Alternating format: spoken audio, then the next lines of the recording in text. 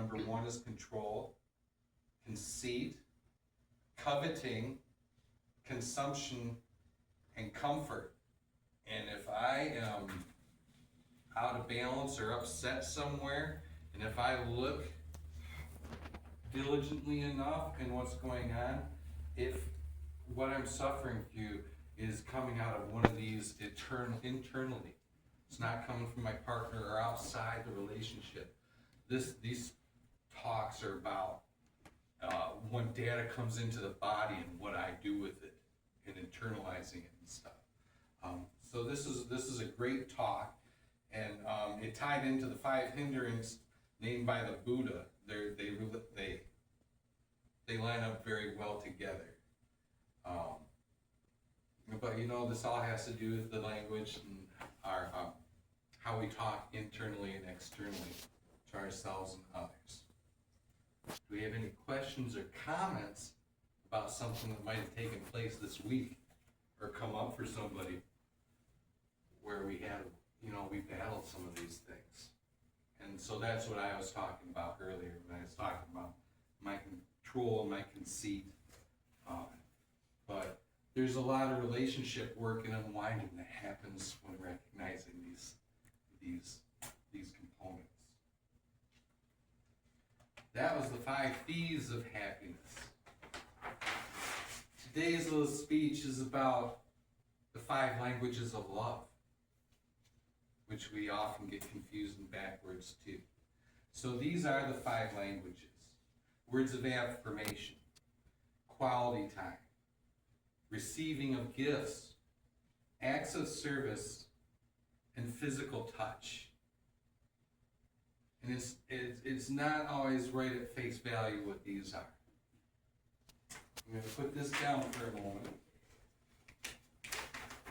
because as Sherry talked out of a book last week, I'm simply talking out of a book that has led to great understandings and better quality of love life in a lot of my relationships, and I've seen it work in others.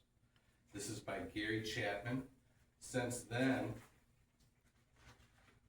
he's come up with, we've got the 5 languages of love for men, for children, for teenagers, for singles, and there's a military edition as well. So I'm just going to read a couple things or ideas that stuck out to me in this book, starting with words of affirmation. It says here, Mark Twain once said, "I can live for 2 months on one good compliment." If we take Twain literally, 6 compliments a year would have kept him emotionally sustained for a year, for a whole year. All right.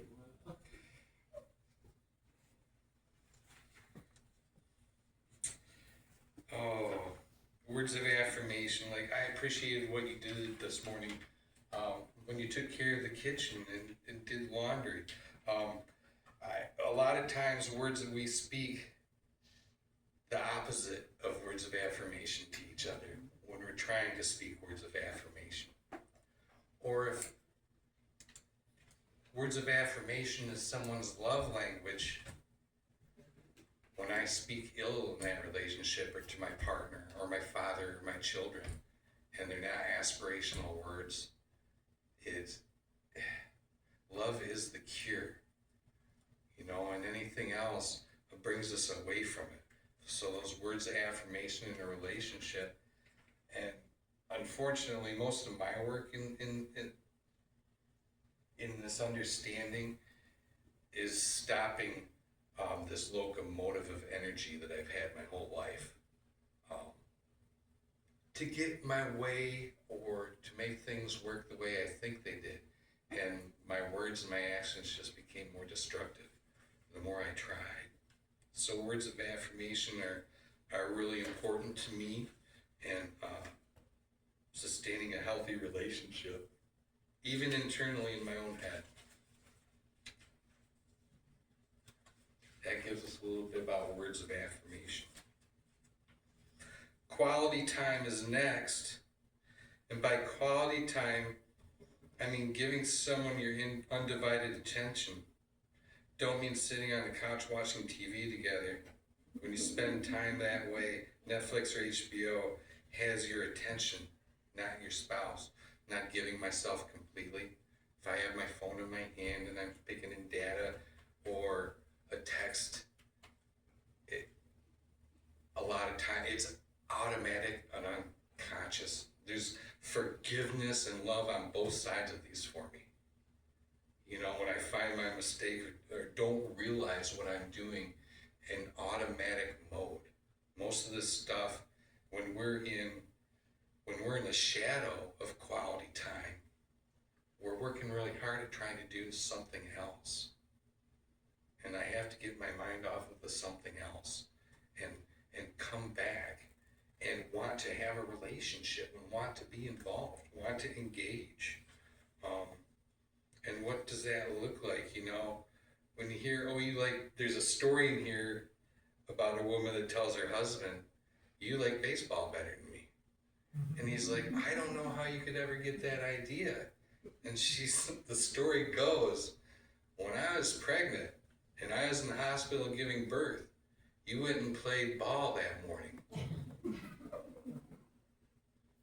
And you came back just long enough. And when the baby was born, you went back with your buddies and left me at home with my newborn when we're supposed to be sharing this experience together. And a lot of things I'm doing something very important that I heard earlier that I think I'm helping my relationship. And I've robbed something much more important. And I got in my own way. Jeez. Learning to listen may be as difficult as learning a foreign language, but learn we must if we want to communicate love. We don't even know the language. We don't know the language in the congregation. That's why we bring these teachings, is because we've witnessed. And we believe this has been helpful in our own life. But learning how to talk in a new way. I don't know who's ever heard of the Dead Seas and the Babbling Brook story.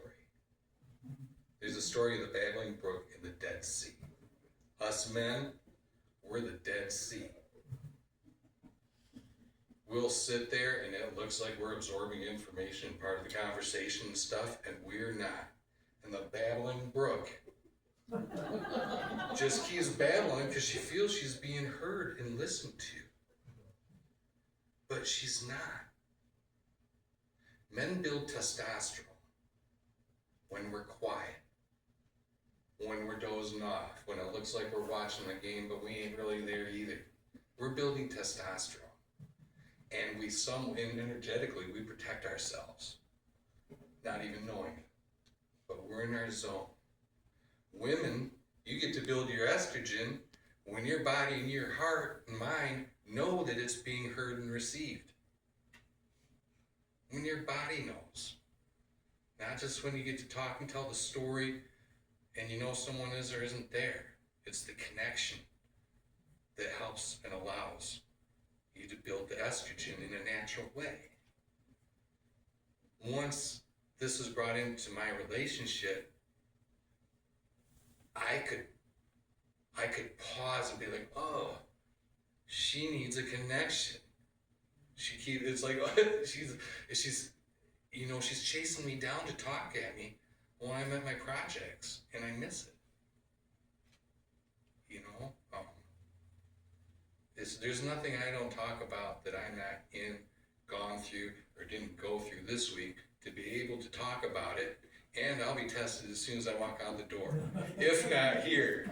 So bless us all for this beautiful journey we get to be on. But that's a little bit of that Dead Sea and the Babbling Brook, and if we make a little space and accommodate, the thing about the languages of love is it's not about figuring out what mine is, so I can get mine.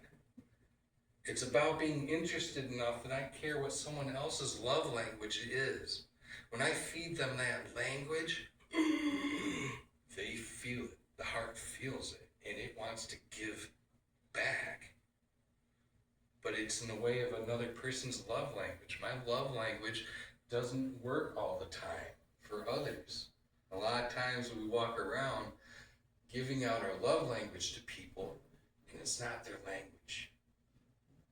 And that person that's always the helper, the gifts, receiving gifts and acts of service can get entwined.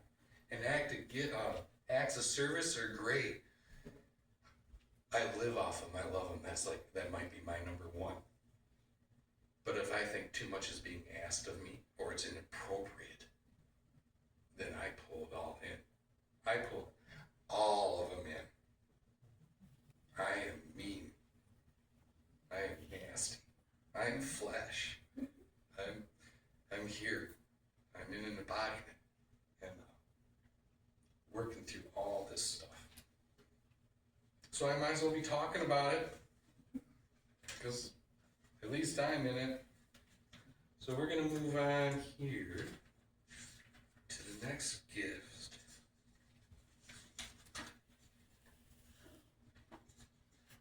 It must not be one of my favorites because I'm not finding it easily. Receiving gifts. Yeah, sure. Being a good receiver of a gift or knowing what a gift is. And seeing the gifts throughout our whole day. Not just a physical object, but what are the gifts that I'm receiving all day long? Whether I'm receiving it consciously or unconsciously. You know, it's a reminder of love. The visual symbols of love are more important to some people than others. Even if one of your languages is receiving of gifts, it's different between each individual and what they like and don't like to receive. But it's about having the thought of helping or assisting someone the way they're asking or needing it, not the way I think I can provide it. And really listening at deeper levels.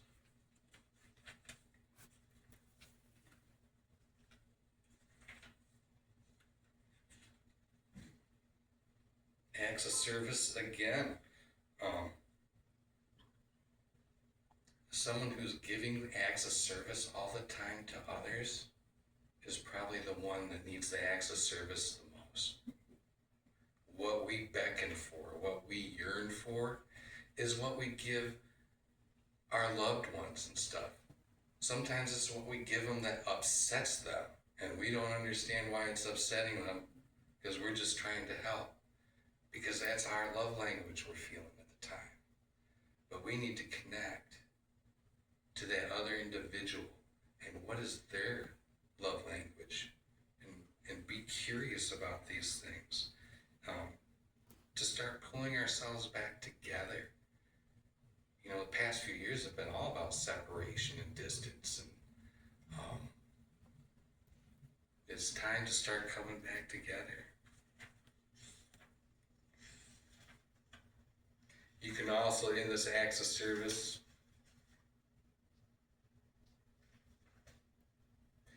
you know, it can feel like this. You're either the doormat or the lover. You're either enjoying it as an act of service and you're doing that truly. But if it's not and it's going sideways, I'm feeling like a doormat. And I start saying no to things when my partner needs help. Because I already judge that I've done 5 or 6 things. And that's a clear sign that I'm not in my heart at those times. Yeah. It leads us to physical touch. And physical touch isn't just, physical touch. It's touch. It's connection. There are things I'm learning how to integrate into being a healer and of service the way the church wants to. But I'm a hands-on healer. Because there's things that I know happen. There's electrochemicals and things that are There's something that happens when we touch. And I've seen too much good come from it to be willing to let go of that for people. Because there is something truly special when the hand is placed on someone. Just holding in this chapter, it speaks of, let's see if I can find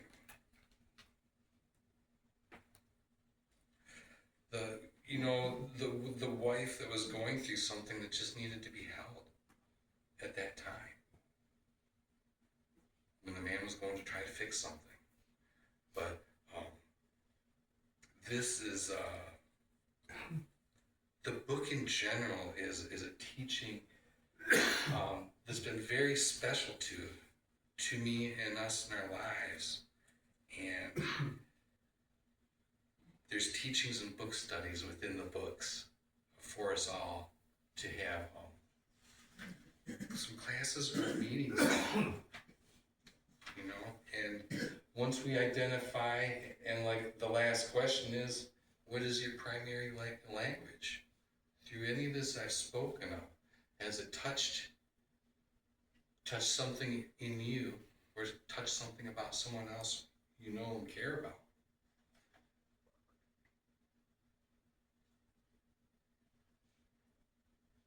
Love is a choice. And when I'm choosing to be upset, or, there's always in that moment when it's hot, when the heat is there, it's always a choice. And I'm learning how to choose faster and quicker when I've already ended up somewhere I didn't want to be emotionally. When I've already been triggered, when I need to come back to center, come back to wholeness, and come back to love.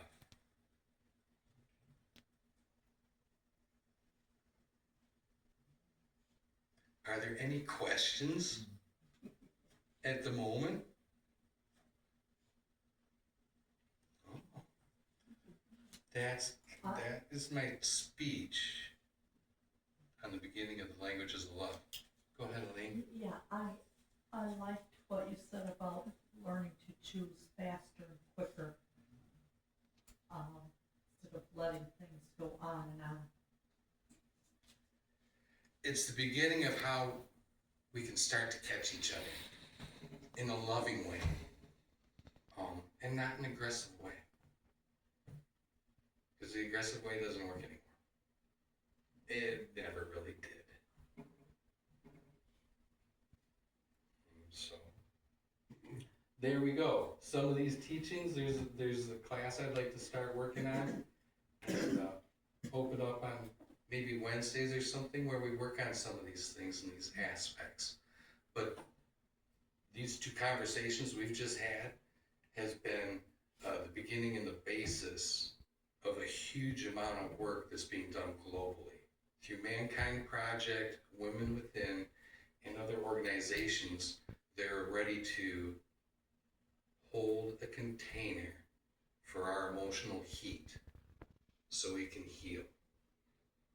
It's an opportunity to see the worst of each other, to see the best. And we're already in it. Thank you all.